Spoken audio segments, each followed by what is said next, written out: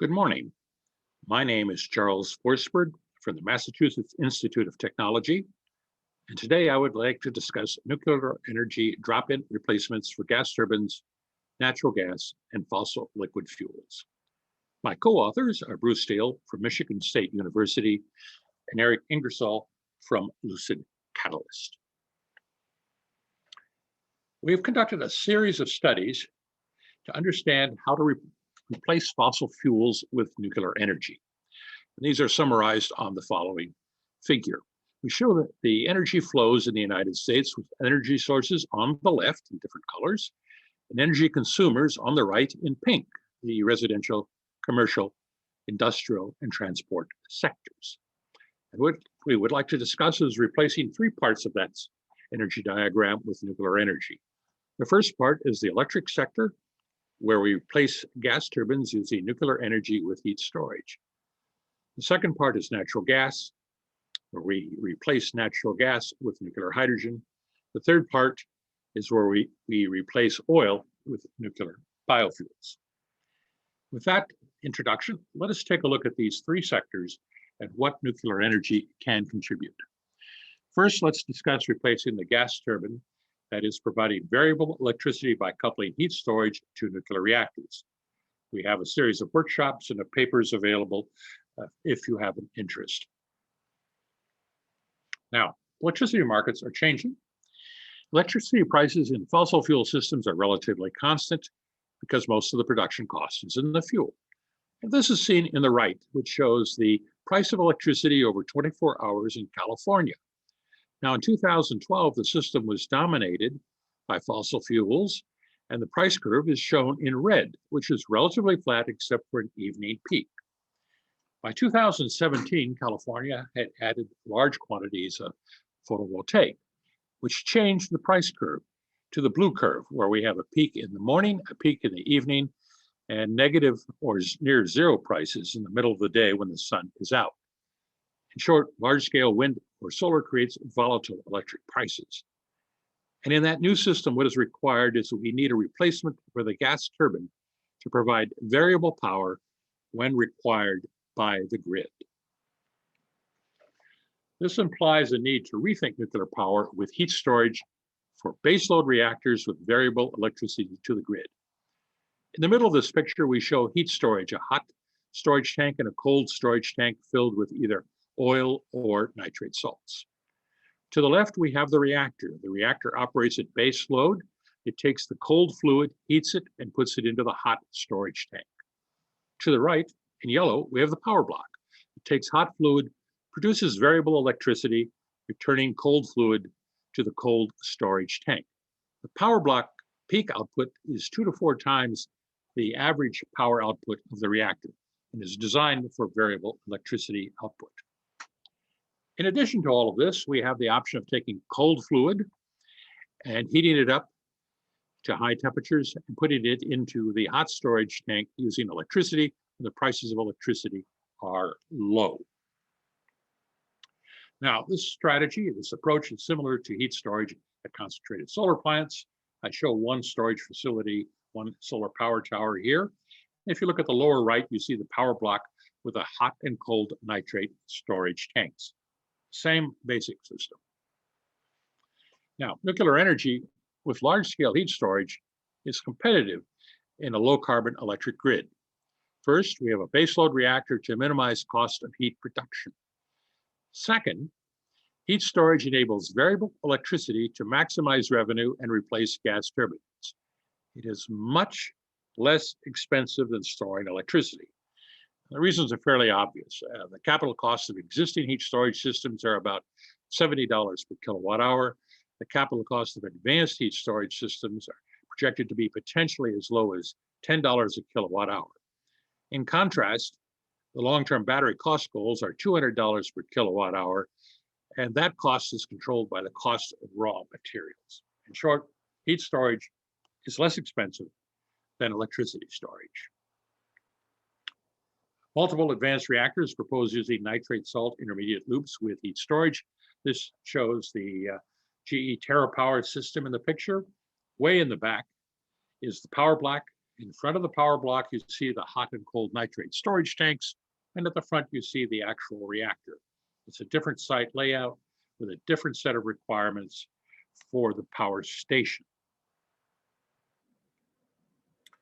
With that, let us turn to the second subject, replacing natural gas with nuclear hydrogen, or as I would like to put it, gas transition 2. Starting in the 1800s, many large cities built town gas facilities to produce town gas, which is a mixture of carbon monoxide and hydrogen used for heating, lights, and cooking. Now, in the 1950s, with the introduction of natural gas replaced town gas in the United States. That occurred later in Europe in the 1970s. What we're now talking about is a second gas transition from natural gas to hydrogen, something we actually know how to do. And again, we of course have reports for those of you who are interested in the details. Now, hydrogen can replace natural gas. Currently, the US consumes 10 million tons of hydrogen per year to make fertilizer, chemicals, and oil refining. Hydrogen shipped by pipeline and stored in underground facilities like natural gas. And last, particularly important for this discussion, can ship massive quantities of hydrogen by a single pipeline. Now, electricity power line capacities are typically 1 to 2 gigawatts. A large pipeline capacity is measured in tens of gigawatts, order of magnitude larger.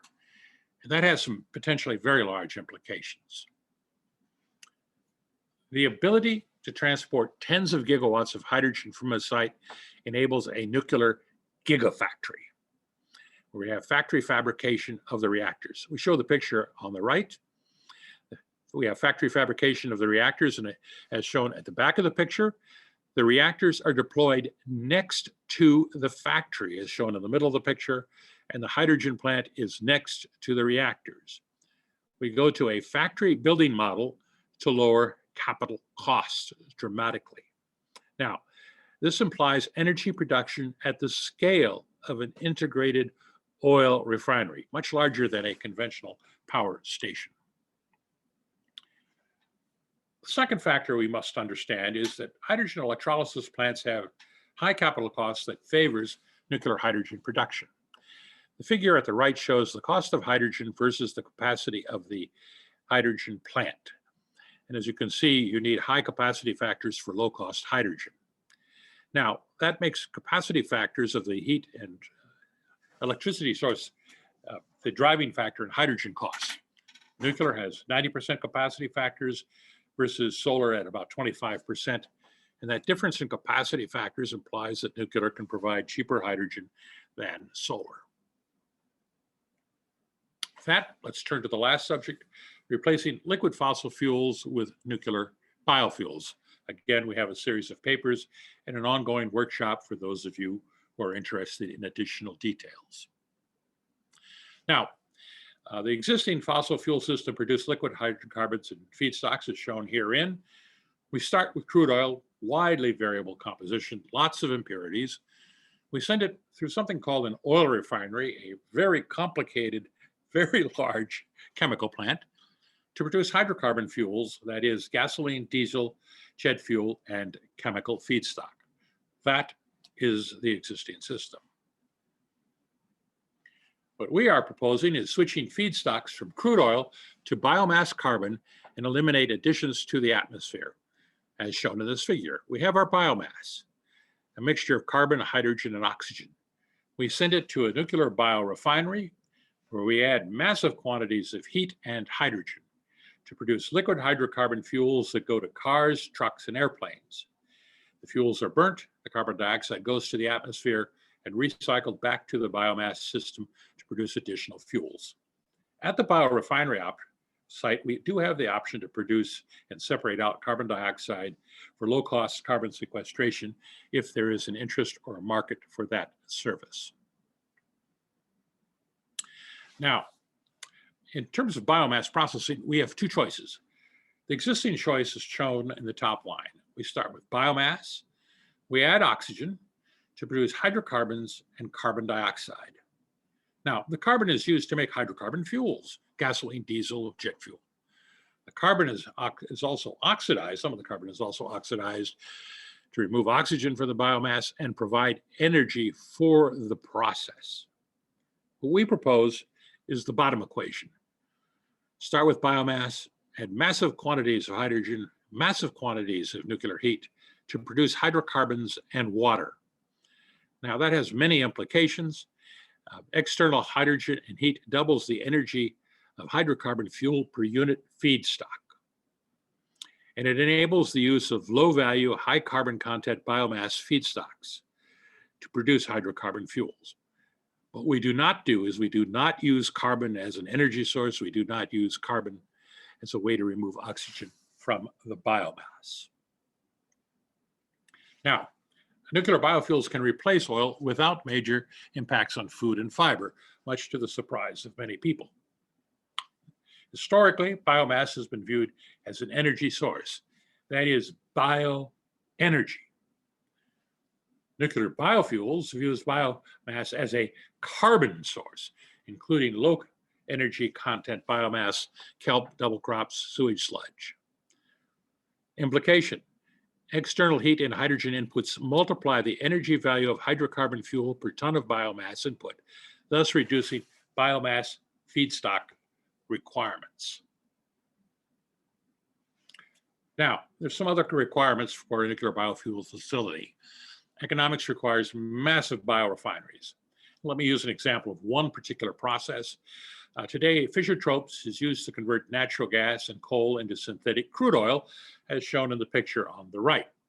We can also use the same process to convert biomass into a synthetic crude oil that couples to an oil refinery.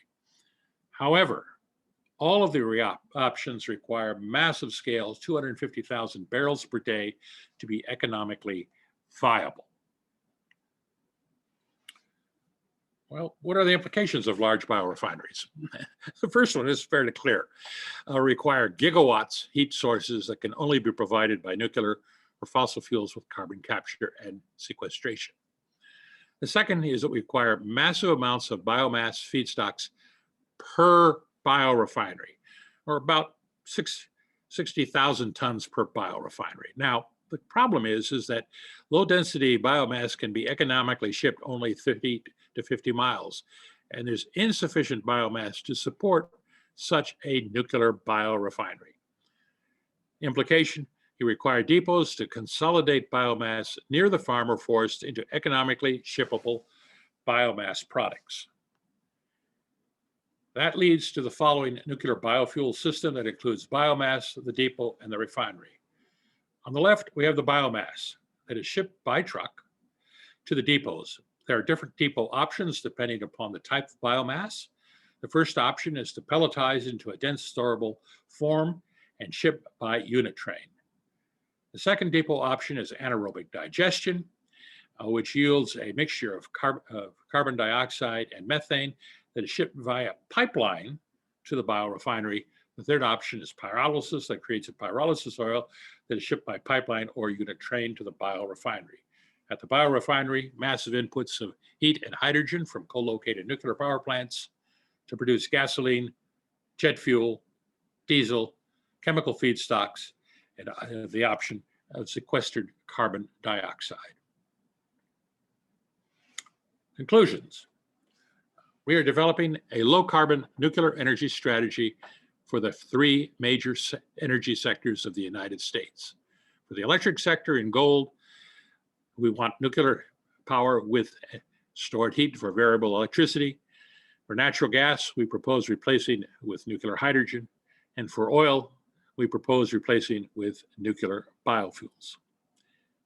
With that, I will stop and open the floor to any questions. And again, if you have any want any of the documents, please feel free to contact the authors and we will provide you some of the backup documentation.